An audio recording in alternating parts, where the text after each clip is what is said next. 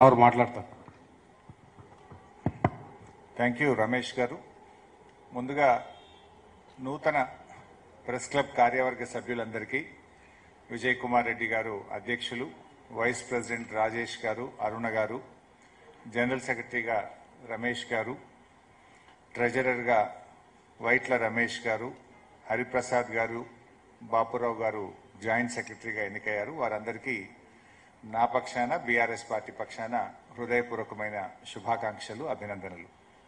మీ నాయకత్వంలో ఇంకా జర్నలిస్టుల సంక్షేమం కోసం మీరు బాగా కృషి చేయాలని, అదేవిధంగా మీ ప్రయత్నానికి బీఆర్ఎస్ పార్టీ కూడా తప్పకుండా చేదోడు వాదోడుగా ఉంటుందని తెలియజేస్తూ wish you all the best.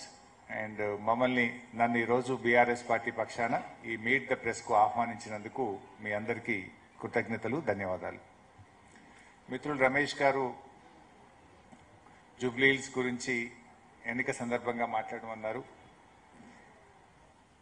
అయితే ఈరోజు ముఖ్యంగా ఈ రాష్ట్రంలో హాట్ టాపిక్ అయితే జూబ్లీహిల్సే.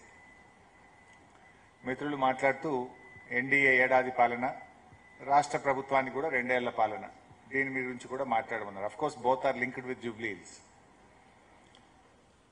ముఖ్యంగా జూబ్లీహిల్స్ ఎన్నిక అనేటువంటిది 4 లక్షల మంది జూబ్లీహిల్స్ ప్రజల భవిష్యత్తే కాదు, 4 కోట్ల ప్రజల భవిష్యత్తు. 4 కోట్ల మంది ప్రజలు కూడా ఈరోజు జూబ్లీహిల్స్ వైపు చూస్తా ఉన్నారు. ఈ అరాచక ప్రభుత్వానికి, గ్యారంటీలు ఎగ్గొట్టిన ఈ ప్రభుత్వానికి జూబ్లీహిల్స్ ప్రజలు బుద్ధి చెప్పాలని, వీళ్ళు చెప్పేటువంటి తీర్పుతో రాష్ట్ర భవిష్యత్తు మరికి ఒక కొత్త దిశ ఏర్పడుతుందని చెప్పి ప్రజలందరూ కూడా జూబ్లీహిల్స్ వైపు చూస్తా ఉన్నారు.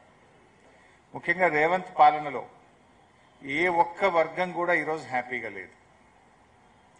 అది కార్మికులైనా, పారిశ్రామికవేత్తలైనా, అది ఆటో డ్రైవర్లైనా, టాక్సీ డ్రైవర్లైనా, చిరు వ్యాపారులైనా, అన్ని వర్గాలు కూడా ఈరోజు రేవంత్ పాలనలో ఇబ్బంది పడుతున్నటువంటి పరిస్థితి మనం చూస్తా ఉన్నాం.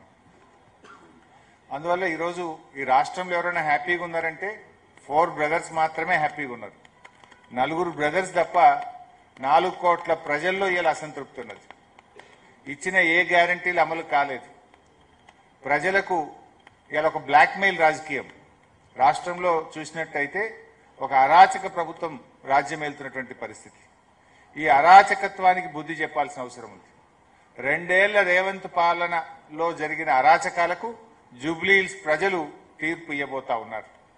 ఎందుకంటే ఇక్కడ మనం ఈ కాంగ్రెస్ ను ఓడించకపోతే మరో 3 ఏళ్ల పాటు ఈ రాష్ట్ర ప్రజలు నరకయాతన అనుభవించాల్సి ఉంటుంది. కేసీఆర్ పాలనలో వికాసం, రేవంత్ పాలనలో 2 ఏళ్ల పాలనలో ప్రజలకు విధ్వంసం తప్ప మిగిలింది ఏం లేదు. నిజానికి చెప్పుకోవడానికి ఒక్కటి కూడా లేదు. ఏ ఒక్కటి కూడా జరగలేదు. పథకాలు, కేసీఆర్ గారు అందించిన సంక్షేమ పథకాలు ఒకటొక్కటిగా రద్దవుతా ఉన్నాయి. ఒకటొక్కటిగా చెప్పకుండానే వాటి అమలు నిలిచిపోతా ఉంది తప్ప కొత్తగా వస్తున్నటువంటిదైతే ఏమీ లేదు.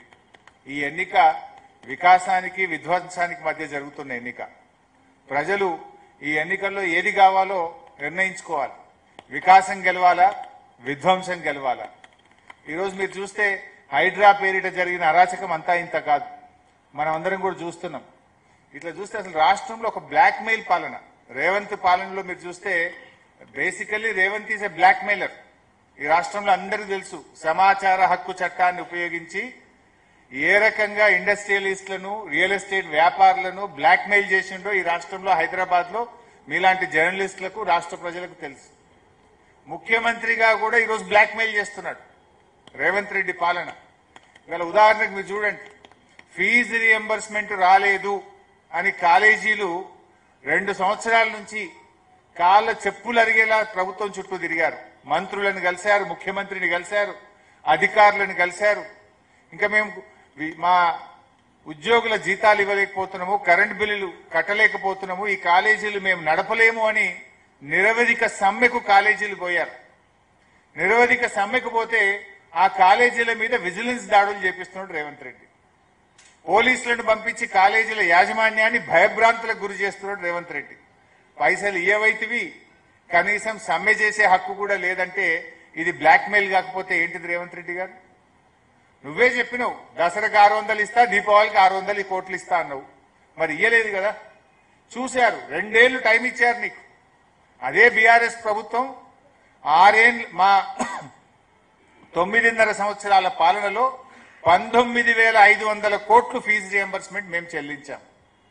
వైఎస్ఆర్ గారు ప్రారంభించిన పథకమైన ఇది మంచి పథకమని మా ముఖ్యమంత్రి ఆనాడు కేసీఆర్ గారు ఈ పథకాన్ని కొనసాగించినాం. కరోనా వచ్చినా నిధులు విడుదల చేసినాం. మరి మీ కాంగ్రెస్ పార్టీ మీ వైఎస్ఆర్ అని చెప్తావు కదా, నువ్వు 2 ఏళ్లలో 2 రూపాయలు ఎందుకు ఇవ్వలేదు? అంటే ఇలా బ్లాక్ మెయిల్ పాల్పడుతున్నాడు. వాళ్ళు న్యాయబద్ధంగా రావాల్సిన ఫీజు రియంబర్స్మెంట్ డబ్బులు ఇవ్వమంటే ఇలా బ్లాక్ మెయిల్ రాజకీయాలకు రేవంత్ పాల్పడతా ఉన్నాడు. ఇలా కాలేజీలు బంద్ అయినాయి. జూబ్లీ హిల్స్ ప్రజల పిల్లలు కూడా కాలేజీల్లో చదువుతున్నారు కదా, వాళ్ళ పిల్లలు ఎందుకురా బాబు నువ్వు కాలేజీకి పోతలేవంటే ఫీజు రియంబర్స్మెంట్